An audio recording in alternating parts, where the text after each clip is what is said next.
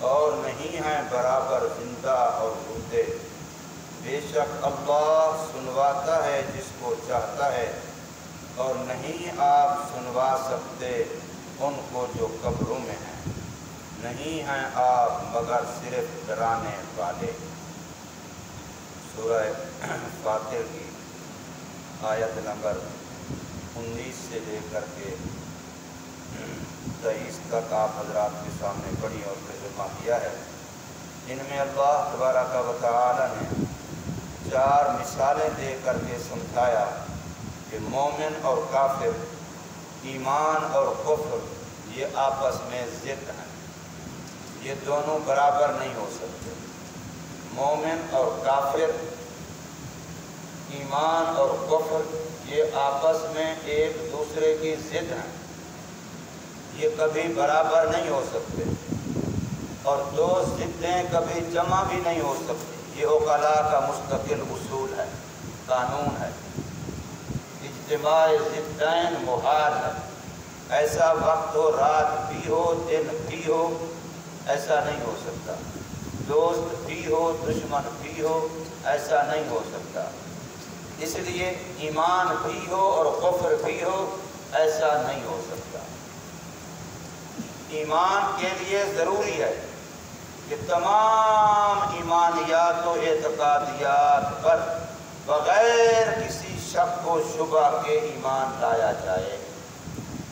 جتنی بھی ایمانیات ہیں، ہر وہ چیز جو ایمان کے لیے ضروری ہے اس کو مانا جائے، اور بغیر کسی شک کے مانا جائے۔ بال کے برابر بھی تشکیک ہوئی، شک ہوا تو ایمان نہیں ہوگا۔ ایمان یقین کا نام ہے۔ جتنی بھی ایمانیات، تمام ایمانیات، تمام اعتقادیات، ان کا ماننا، ان پر ایمان لانا، ان کی تصدیق کرنا، یہ مومن ہونے کے لیے، مسلمان ہونے کے لیے، ایمان والا ہونے کے لیے فرض ہے، شرط ہے۔ اور کافر ہونے کے لیے ان ایمانیات میں سے، اعتقادیات میں سے کسی ایک کا بھی انکار کر دیا، انکار نہ کیا، صرف شک میں پڑ دیا، تب بھی وہ ایمان کے دائرے سے نکل جائے گا، اسلام کے دائرے سے نکل جائے گا، وہ کفر کے دائرے میں چلا جائے گا۔ ایسا نہیں ہو سکتا یہ بندہ مومن بھی ہے اور کافر بھی ہے، ایسا نہیں ہو سکتا۔ صحیح بخاری شریف کے اندر امام بخاری رحمۃ اللہ تعالی علیہ نے کتاب الایمان کے اندر کئی سارے الگ الگ باب قائم کیے ہیں کفر کی اقسام بتلانے کے لیے، کہ کفر کوئی ایک قسم کا نہیں ہوتا، کئی قسم کا کفر ہوتا ہے۔ پھر صحیح مسلم شریف کے اندر امام مسلم رحمۃ اللہ تعالی نے کئی سارے باب اس طرح قائم کیے ہیں کہ بندہ بظاہر ایمانیات کو ماننے والا لگتا ہے، بظاہر وہ مسلمانوں کی لسٹ اور فہرست میں لگتا ہے اور اپنے آپ کو اسی میں شمار کر رہا ہوتا ہے، لیکن اس کے اندر فرمایا فلاں فلاں کاموں میں سے کوئی ایک پایا جاتا ہے جس کی وجہ سے وہ اللہ کے نزدیک ایمان والوں کی لسٹ میں نہیں ہوتا، اللہ کے نزدیک وہ مومنوں کی لسٹ میں نہیں ہوتا۔ اس لیے یہاں بھی اللہ تبارک و تعالی نے فرمایا کہ اتنی بات جو تمہیں سمجھ آتی ہے کہ اندھا اور بینا برابر نہیں ہے، تو بس ایمان والا یہ بینا ہے اور کفر والا یہ اندھا ہے۔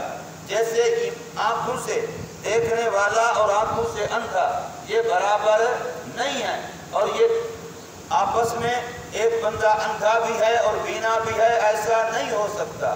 تو بالکل اسی طریقے سے ایمان اور کفر کو سمجھ لیں کہ ایمان والا دل کی روشنی رکھتا ہے، بینائی رکھتا ہے، اور کافر بیچارہ دل کی روشنی سے محروم ہے، وہ اندھا ہے۔ اور دوسرا فرمایا جیسے آپ دیکھتے ہیں کہ سایہ اندھیرا اور روشنی یہ دو برابر نہیں ہیں، اندھیرے اور روشنی کو کوئی بندہ برابر نہیں سمجھتا۔ کمرے میں اندھیرا ہے تو روشنی نہیں ہے، روشنی ہے تو اندھیرا نہیں ہے۔ یہ نور اور ظلمت یہ آپس میں ضد ہیں۔ اگر نور ایمان ہے تو کفر کی ظلمت نہیں ہے، اور اگر کفر کی ظلمت ہے تو پھر نور ایمان، نور ہدایت، نور تقویٰ نہیں ہے۔ اسی طریقے سے فرمایا تیسری مثال میں ولا الظل ولا الحرور، دھوپ اور سایہ یہ دونوں برابر نہیں ہیں۔ اگر کسی پر اللہ کی رحمت کا سایہ ہے تو پھر وہ جہنم کی گرمی سے محفوظ ہے، اور اگر وہ جہنم کی گرمی والا ہے تو اللہ کی رحمت کے سائے سے محروم ہے۔ سایہ اور دھوپ یہ دو برابر نہیں ہیں، اس لیے اور چوتھا فرمایا کہ زندے اور مردے برابر نہیں ہیں۔ ایمان والے زندے ہیں اور ایمان سے محروم مردے ہیں، یہ دونوں کبھی برابر نہیں ہو سکتے۔ ایک بندہ اگر زندہ ہے تو مردہ نہیں ہے، اور اگر مردہ ہے تو پھر زندہ نہیں ہے، یہ آپس میں ضد ہیں۔ بالکل ایسے ہی مومن اور کافر، ایمان اور کفر، یہ دونوں بھی آپس میں ضد ہیں۔ اور پھر جو مردہ ہو اس کو زندہ اللہ تو کر سکتا ہے، اللہ کے علاوہ کوئی اور طاقت اس کو زندہ کر سکتے نہیں ہے۔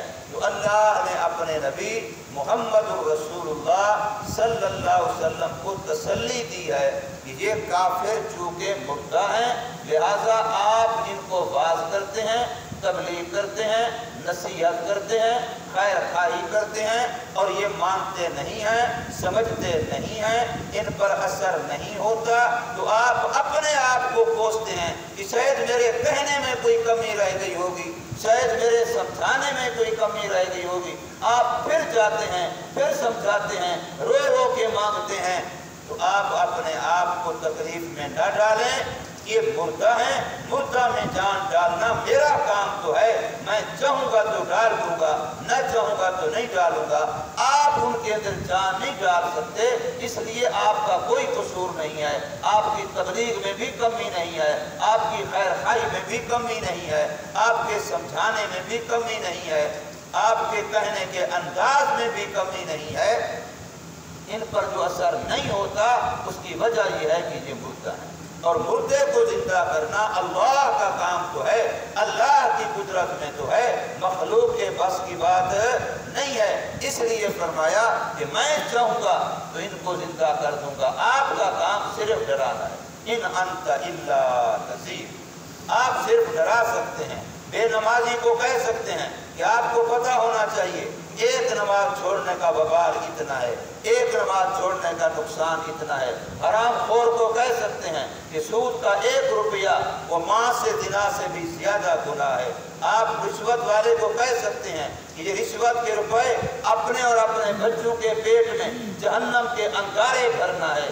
آپ ان کو ڈرا سکتے ہیں کہ جو بندہ بھی یہ گناہ کرے گا، یہ گناہ کرے گا، اس کا وبال یہ ہے، اس پر عذاب یہ ہے، کفر کا وبال، شرک کا وبال، گناہوں کا وبال۔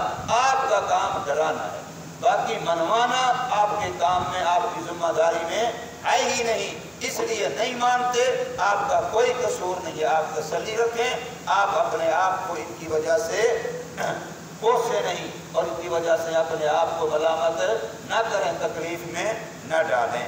تو فرمایا جا رہا ہے وما یستوی الاعمی والبصیر، نہیں ہے برابر اندھا اور بینا، ولا الظلمات ولا النور، اور نہیں ہے برابر اندھیرے اور روشنی، ولا الظل ولا الحرور، اور نہیں ہے برابر سایہ اور دھوپ، وما یستوی الاحیاء ولا الاموات، اور نہیں ہے برابر زندے اور مردے۔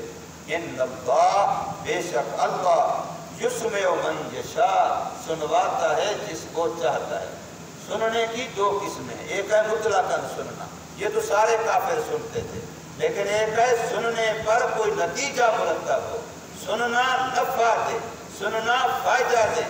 یہ سماع نافع کی نفی ہے کہ آپ کسی کو نہیں سنوا سکتے۔ کیا معنی؟ یعنی آپ ان کے سننے سے ان کو نفع ہو، یہ آپ نہیں کر سکتے۔ سماع نافع یہ میرے اللہ کے بس قدرت میں ہے۔ اور یاد رکھیے قرآن مجید کے اندر یہ بات آ رہی ہے، قیامت کے دن جس بات پر انسان کو سب سے پہلا افسوس ہوگا وہ اسی بات پر ہوگا کہ کاش میں دنیا میں بات حق والوں کی سنا کرتا، کاش میں سنا کرتا۔ لو کننا نسمع او نعقل ما کننا فی اصحاب السعیر، کہ اگر ہم سنا کرتے ہوتے، اگر ہم عقل سے سمجھا کرتے ہوتے تو آج ہم جہنم والوں میں سے نہ ہوتے۔ یہ جہنمی خود قیامت میں کہیں گے، قرآن کہہ رہا ہے۔ اس بات پر افسوس ہوگا۔ آج تو لوگ کہتے ہیں نا کہ نہ سنو، ان تبلیغ والوں کی نہ سنو، فضولیات ہیں، پتہ ہے ہمیں کیا بات کرتے ہیں، انہیں کون سا کچھ 6 نمبر کے علاوہ بات کرنی ہے، نہ سنو، وقت ضائع ہوتا ہے۔ ان مولویوں کا پتہ ہے ہمیں کیا بات کرنی ہے، انہوں نے بس یہی کہنا ہے نماز پڑھو، یہی کہنا ہے فلاں نہ کرو فلاں کرو، ان کا ہمیں پتہ ہے، کیا فائدہ ان کی بات سننے کا۔ آج ہمارے پاس وقت نہیں ہے سننے کو، کل ہم افسوس کریں گے، پھر اس وقت کوئی سنانے والا نہیں ہوگا۔ آج سنانے والا ہے، آج سنانے والے ہیں، آج موقع ہے، آج زندگی ہے، آج ان کانوں سے سن سکتے ہیں، ورنہ اللہ قرآن میں شروع میں فرمایا ہے ختم اللہ علی قلوبہم وعلی سمعہم وعلی ابصارہم غشاوہ۔ اگر ہم نے کانوں سے حق نہ سنا تو میرا رب قادر ہے کہ کانوں پر وہ مہر لگا دے کہ تم سننا بھی چاہو گے تو تم حق نہیں سن سکو گے۔ اللہ نے آج آلات دیے ہیں، تم آنکھوں سے حق دیکھ سکتے ہو، ان کو استعمال کر لو، ورنہ کل کو ممکن ہے کہ اللہ آنکھوں پر وہ پردہ ڈال دے کہ تم حق دیکھنا بھی چاہو تو اللہ آنکھوں سے وہ صلاحیت ہی چھین دے۔ اس لیے اللہ نے ان کافروں کی جو مثالیں دی ہیں کہ انہوں نے اپنے ان اعضاء کو ضائع کر دیا تھا، ان کی صلاحیتیں برباد کر دی تھی۔ آنکھیں ان کی تھیں لیکن حق نہیں دیکھ سکتے تھے، کان ان کے تھے لیکن حق نہیں سن سکتے تھے، اسی طریقے سے دل ان کے تھے لیکن حق نہیں سمجھ سکتے تھے۔ اللہ نے یہ صلاحیتیں ہی ضائع کر دی تھی، ختم کر دی تھی۔ ختم اللہ کا یہی معنی ہے، اس لیے ان نعمتوں کی آج قدر کرنی چاہیے۔ آج وقت ہے ہمارے پاس، تو فرمایا ان اللہ، بے شک اللہ یسمع من یشاء، سنواتا ہے جس کو چاہتا ہے، وما انت بمسمع، نہیں ہے آپ سنوا سکنے والے، من فی القبور، ان لوگوں کو جو قبروں میں ہیں۔ گویا حالانکہ بات تو زندہ کافروں کی ہو رہی تھی، لیکن مثال دینے کے لیے سمجھایا کہ جیسے قبروں والوں کو اللہ چاہے تو سنوائے، تم اپنے اختیار سے نہیں سنوا سکتے، تو یہ کافر بھی ایسے مردے ہیں، ان کو بھی اگر اللہ چاہے تو سنوائے، ورنہ تم ان کو نہیں سنوا سکتے۔ ان انت الا نذیر، نہیں ہیں آپ مگر صرف ڈرانے والے، آپ کا کام صرف بتلانا ہے، سنوانا ہے۔ علماء بتلا رہے ہیں، تبلیغ والے بتلا رہے ہیں، ہر ممبر و محراب سے آواز لگ رہی ہے، وہ اپنا فریضہ ادا کر رہے ہیں۔ کوئی نہیں کہہ سکے گا قیامت تک، قیامت کے دن کہ جی مجھے آواز نہیں، مجھے علم والا ملتا نہیں، مجھے کوئی بتانے والا ملتا نہیں تھا، کہیں سے آواز آتی نہیں تھی۔ ہر مسجد میں آواز لگتی ہے، ہر جمعے کو آواز لگتی ہے، ہر دن کو آواز لگتی ہے، ہر محلے میں الحمدللہ حق بتانے والے کہنے والے اللہ نے ہر محلے، ہر گلی، ہر گھر تک پہنچا دی ہیں، کنڈے کھٹکا کھٹکا کے بتلا رہے ہیں۔ اب عذر والی بات قیامت کے دن نہیں ہوگی۔ اب تو پھر جوتوں سے بچنے کے لیے یہی ہے کہ دنیا میں اپنا معاملہ ٹھیک کر لے، ورنہ پھر اللہ نے صاف بتا دیا ہے کہ اس وقت پھر مومن کا معاملہ الگ ہوگا، ماننے والے کا معاملہ الگ ہوگا، اور نہ ماننے والے کو کافر کا معاملہ الگ ہوگا۔ اللہ تبارک و تعالی ہمیں سمجھ نصیب فرمائے، عمل کی توفیق۔